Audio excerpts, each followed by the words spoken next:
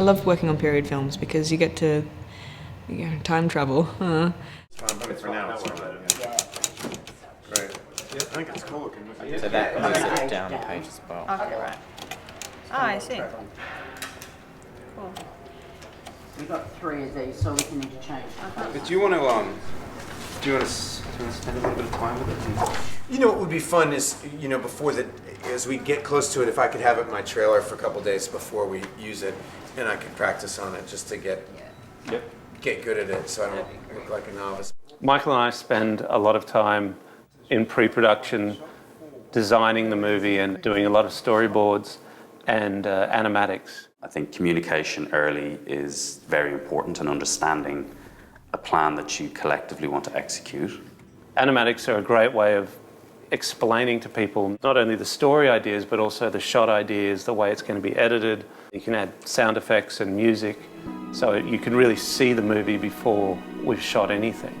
The great thing about the technology nowadays is we can take the model that's created for the construction team and actually put that into the computer and do fly-throughs and see all the details and find the camera angles within the actual dimensions of the real set before we've even built the set. And I think if you've done your prep well, then you go into the production knowing very concisely what you need to do, what you need to shoot, what you need to cover. I think there's always, when you begin a new relationship with the design team, I think there's always a nervousness. From my perspective, I'm nervous because you don't understand who they are necessarily, and in terms of the relationship that you can have and how you feel them out and how much input and how much you can step into their space and allow them to step into yours. We've worked with a lot of the same crew on our films, and they kind of get where Michael and I are coming from. So I've known Peter and Michael for a long time. We went to school together and then ended up going to film school together. I was at film school and I was doing lots of special effects on my own. Our lecturer at the time said, there's a couple of guys I think you should meet who do a lot of special effects also, and he introduced me to Pete and Mike, and they were doing their zombie shorts at the time. He's dead.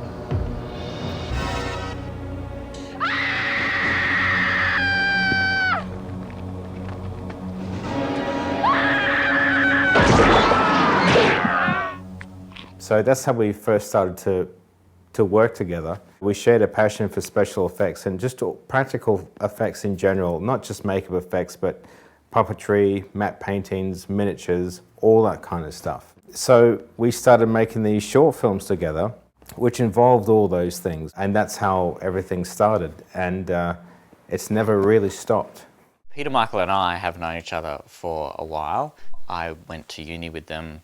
I designed their first sort of low-budget zombie film. We kind of tortured the poor man on that movie, and he had absolutely no money and did such an extraordinary job, and we always wanted to work with him again. Together, I think we've sort of built a relationship where I know sort of what page they're on, I know what they're looking for, so I can sort of get there quite quickly. There is so much detail in the production design. For a movie that's relatively low budget, there's a tremendous amount of detail and a tremendous amount of care that's gone into it. So they understand the limitations that we're under, sort of time and financially, so they know that if you're offering things up, it's because that's what you can achieve. Your standard briefcase. Mm-hmm. So once it opens, we've got a shape that big. Mm-hmm.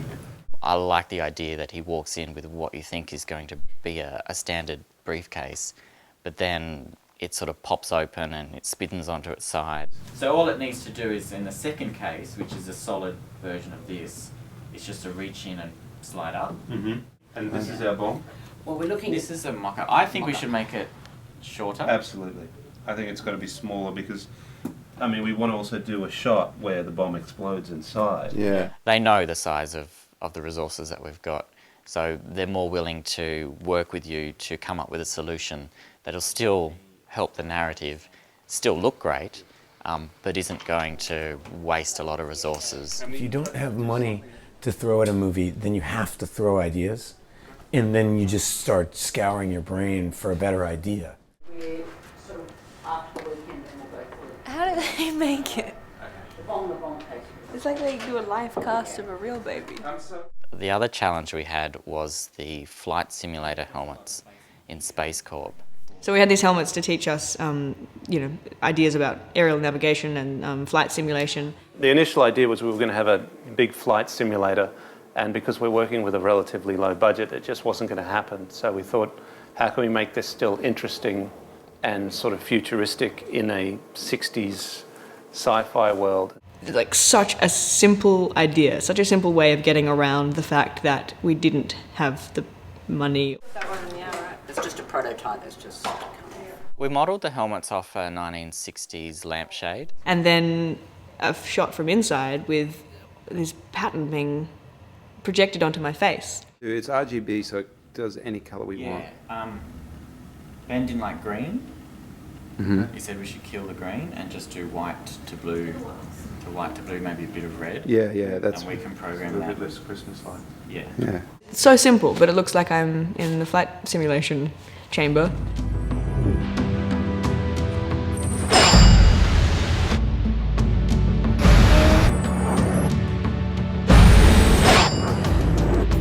Turning beautiful women into men is an average part of the job.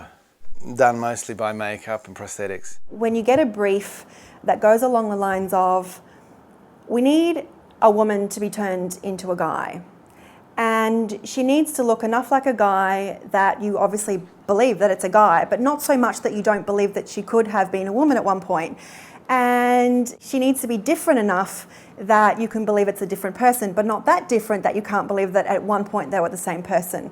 How are you going to get one male version of one character to look like a female version of that character, but also create a difference between the two? And then how are you going to explain the transition between the two? We did an extensive amount of testing. I mean, the only way to know about this stuff is you have to test, and chances are you're going to fail a couple times, and then eventually you keep figuring it out until it works, and that's a process. And we designed a makeup that at that point we didn't think was going to be the makeup for the film, but we just wanted a playground to experiment with. And that being the case, we really pushed it. We really put as much rubber on as we could, only because we wanted to take it as far as we could. And we wanted to do that for a couple of reasons. One is we wanted to see at what point the actress just disappeared and it became a makeup. And also we wanted to just experiment putting some of Ethan's likenesses from his head cast into that makeup. Hey, what can I get you? Old underwear. And then from that point, whether it worked or didn't work, we would then know exactly what the next step was going to be for the next test once we knew who was cast in that role, whether it was a case of putting more rubber on or less rubber on. We were all on the same page in the sense that we felt that less was more. It was really about getting away with as little as possible. But until we knew who that person was, we just didn't know exactly what the answer was going to be. The challenge with the prosthetics on Predestination were finding the right balance of reality and simplicity. Also, as part of that process was understanding how the prosthetics and the makeup, including the makeup artists, dialogued with the actress and how it impacted on her preparation and ultimately on her performance.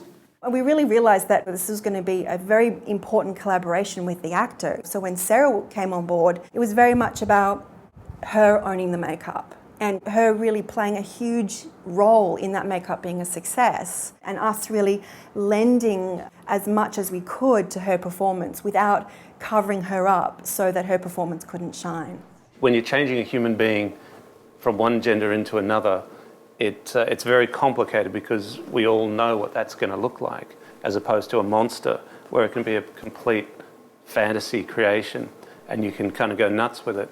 So this ended up being the hardest makeup Steve and his team has ever tried to do. Becoming unmarried mother is a process.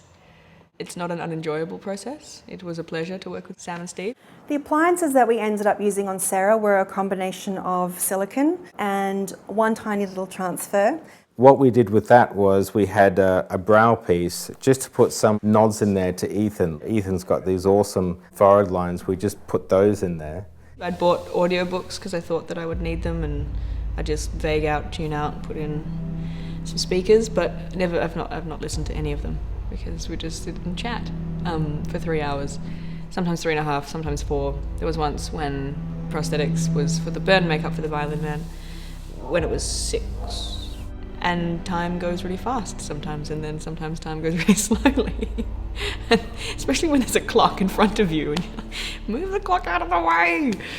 So for Unmarried Mother, I have a chin piece, which has some really nice little stubble. And we also did like a nose piece, which just covered like the top of her nose. It didn't go over her nostrils. It was so small, but it made such a dramatic change. That's Sarah's nose. So this is Sarah's nose here, and this is our test sculpt, where we're just changing the shape of the profile. We don't want to add anything like any kind of real broadness to the front, so we're just going to focus on changing that profile. Yeah, right. And then we had earlobes as well. It is really interesting because when you put the chin on and the nose on without the earlobes, because they've lengthened my face and enlarged parts of my face, without the earlobes it looks really unbalanced. I think that's a little moment of genius from Steve, lengthening my ears, because he wouldn't really think to do that. All those components were very carefully thought out, and we experimented with all of them to make sure that the blending edges were in the right place, especially around the mouth so that it didn't crinkle. After the nose, chin and ears go on, they airbrush my face. They start doing more detailed work, more speckling and breaking things up, really making my skin look like it's weathered a lot. I've got old age stipple, where there's like more glue on my face to make my skin pucker and make it look older. Then there's the wig and the hair. It's a long process, yes. And it's a process getting it off as well. Everything was just toning everything back to create a makeup that was simple, but by no means easy. So there's a kiss scene in the film where I kiss myself. We shot one side of the kiss as me as Jane, and then I went away for 3 hours, got man makeup on, and came back and shot the other side. When I'm Jane, I had to kiss a guy, stand-in, and then when I was a guy, I had to kiss my girl, stand-in. And it was the first shot of the film we ever did. We did it in pre-production, and it was not going to be in the film, which it is.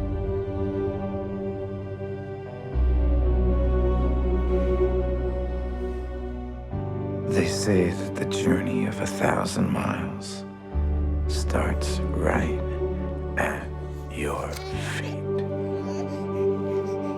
My feet sure could use a rest. So that you're running a little slice. Ben Nott is somebody who we worked with on our last movie, and he did such a great job and really gets what Michael and I are going for in terms of the look. My role as the DP and my relationship with Peter and Michael is such that we have built an element of trust through previous relationships. And now I guess we've developed a shorthand. 5 different people reflected here to start with, so you could crowd this mirror. Do you know what I mean? With heads. Yeah. So, you know, if you be there, I'll find you. No, but if you actually be down and in amongst it. Yeah. So I'll find you there, so there can be one kid there, and then another kid's head here by camera, and then another kid somewhere else. You know, and in that mirror you can have. We should absolutely do that. We made very clear choices in prep as a collective, how different eras and different sets should be represented. We wanted the viewer to seamlessly believe where they were each time we time jumped. So a lot of times, if we go to the 40s, we really restricted ourselves to being quite iconically 40. And then the hand comes in, catches it like that, pulls it back, and then walk through holding the baby in the arms. I do believe that the relationship with the designer is, I mean, it's obviously paramount, because it's not just the sets. It's not just the finishes, not just the lighting. It's also, you know, I think the designer needs to assume some responsibility for the entire look of the film, you know, including how wardrobe sits within his sets. The first brief with the directors, I think, was to undo the puzzle that they had created. It was very much about breaking down character and era. The journey is quite elaborate because the personality splits in certain directions. That person has to reflect a lot of different journeys, a lot of different time travels. So yeah, there's a lot of dissection of character before we actually got into design. Peter and Michael had a reference of David Bowie that they had really liked, and they'd shown Ethan, and Ethan really liked it. And then I extended it to other icons of an era that we could relate an era to. Keith Richards was referenced, Andy Warhol is referenced, Willie Nelson ended up being referenced. Ethan was very interested in being involved in the character, but he was also interested in listening to what a costume designer actually had to say. Jane had a lot of costumes for a character that no one really thought was in the film much. They all thought that, you know, it was unmarried mother. Jane has a lot to wear. There is a signature tone. There's a signature tone of a green colour. We break away from it a little bit, but very gently. The little girl has a little green cardigan. When she's 17, that same colour comes back. So developing Jane's character, basically she starts as a baby and we meet her every 5 to 10 years. So it had to be a progression of a girl that was growing up, and growing up through time. I wanted to reflect that in the silhouette of her costumes and also her progression through to a man. So we went from skirts, flared skirts to pencil skirts, and then to a straight 1960s A-line look. She wasn't a very feminine, prissy little girl. So the silhouette of time actually meant that I could kind of go into trousers when she goes into the 1960s working for another family. So it was a natural progression of both history and fashion, and it carried her character through. So it kind of all managed to marry together very well. Once you've got a very strong design philosophy, you've got a very well-crafted film. And I think that everybody recognises that once they see it. You know, they go, wow. And they may not know why it's wow, but they go, wow.